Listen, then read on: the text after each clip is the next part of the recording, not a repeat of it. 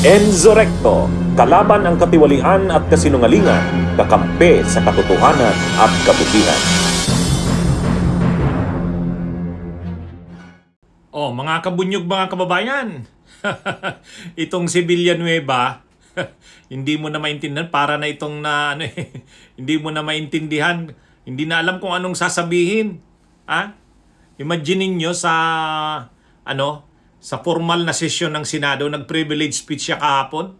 Ang sabi niya, alam niyo kung sino ang mastermind? Alam niyo kung sino ang mastermind ng mga nangyayaring ito? Ang tinutukoy niya, yung ginawa sa kanila, yung ginawa ng ni dating DPWH District Engineer Bryce Hernandez, na kung saan pinangalanan sila ni Jinggoy Estrada na sangkot sa mga anomalya sa flood control, silang mga pasimuno. Pinangalanan yung dalawang senador kasama si Villanueva at si Jinggoy Estrada. Sabi ni Villanueva sa privilege speech niya, alam nyo kung sino ang pasimuno nito? Alam nyo kung sinong mastermind nito? Alam na ninyo yan. Si Dracula. Ang tinalaga daw na bantay ng blood bank. Ang tinalaga daw na bantay sa pundo ng bayan. Ngayon daw ay tumakas na. Ang tinutukoy niya, siyempre tinutukoy niya diyan, bantay ng pundo ng bayan at tumakas na si Saldico. Siyempre, ang tinuturo ni Villanueva sila Romualdez, kaya galit si Villanueva kay Romualdez at kay Saldico. Yan ang tinawag niya ng Dracula eh. Talagang parang hindi na senador itong si Villanueva. Mr. President, hinahanap pa ba natin ang mastermind? Dito rin po sa buluhagan na ito, Mr. President, unang nasabi yung binabanggit kahapon ni Senate President Escudero, a name that cannot be mentioned. Walang iba kung hindi si Dracula, na ginawang tagapagbantay ng Kamara doon po sa National Blood Bank natin. Ngayon, Mr. President, nasan po si Dracula? Bumaba daw po yung dugo. Bakit? Kulang na po ba ang supply ng dugo? Kaya sa iba na humahanap ng dugo si Dracula? Sino ba ang mastermind nito, Mr. President?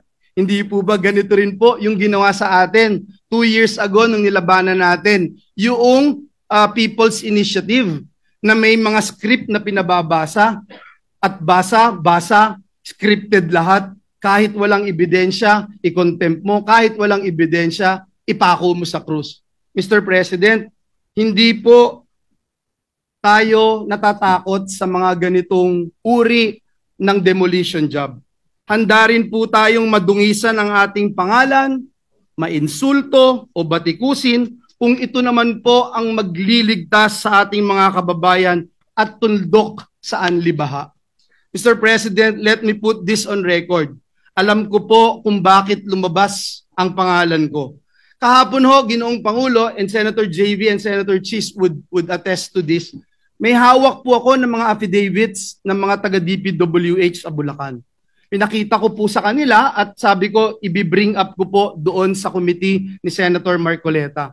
Hindi ko po ito nagawa sapagkat alam naman natin, Mr. President and Majority Leader Migs, alam natin yung nangyari kahapon. So we were preparing, I didn't get the chance to attend the committee hearing. Pero ang sabi ko nga po kay SP Chis kahapon at kay Senator JV, this is way too low. Assistant District Engineer. Para namang, bakit naman pag-aaksayahan ko ito ng panahon? And then, ito nga po, lumabas bigla kahapon ang taong ito. And I'm not trying, Mr. President, na just to defend myself and hit this pawn, Mr. President. Kasi alam naman natin sinong may hawak dito. Kaya ang hiling ko po sa bulwagang ito, ang hiling ko rin sa ating Pangulo, alam ko na sincero po kayo. Alam ko po na masakit po sa inyo itong nangyayari. Pero klarong-klaro po sinong mastermind, Mr. President.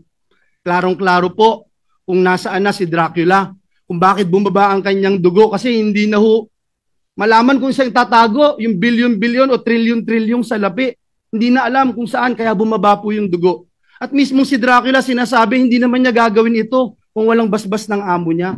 Sino ba ang amo niya, Mr. President?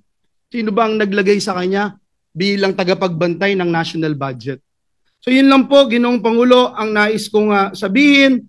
Mr. President, binanggit po kahapon ng ating Senate President Chis Escudero yung mga pangalang hindi pwedeng banggitin noon. Pero ngayon, Mr. President, may ginagawa ang Diyos, buhay ang Diyos. Ito pong nangyayaring ito, alam po niya na ito'y maglilid sa katotohanan at ang katotohanan ang magpapalaya sa atin. Uulitin ko po, Mr. President, hindi lang po categorically denying yung binabatong putik sa atin at para dumihan ang ating pangalan.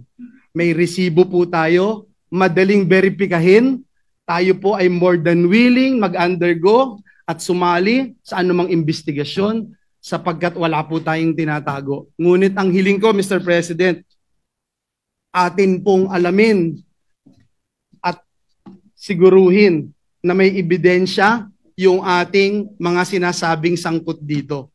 At sa mga susunod na pagdinig, bibigay ko po lahat ng aking nalalaman. Wala din po akong sasantuhin gaya ng sinasabi ko noon pa.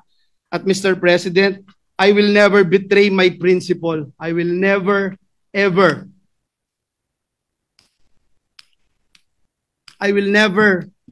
Mr. President, destroy the name that was given to me by my parents, Mr. President, because it's priceless, Mr. President.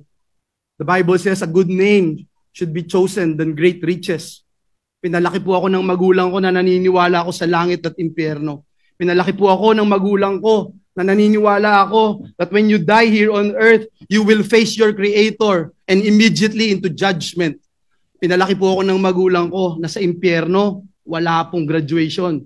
Kahit 1 bilyong taon, kahit 1 trilyong taon, pag ikaw ay nagkasala, pag ikaw ay pinarusahan ng Diyos, wala pong graduation doon. Mr. President, my duty has always been to serve our kababayans, lalong-lalo na po ang mga kababayan kong Bulakenyo who suffer from flooding year after year. And that is where my focus remains, Mr. President, finding real solutions, not engaging in black propaganda. Mr. President, I will not be distracted by lies. Bunyog, bunyog, halikan na kasama ka. Bunyog, kapag buklod ay may pag-asa. Luzon, Visayas, Mindanao, isa ang pananaw. Sa bagong Pilipinas ang bunyog isisigaw. Bunyog.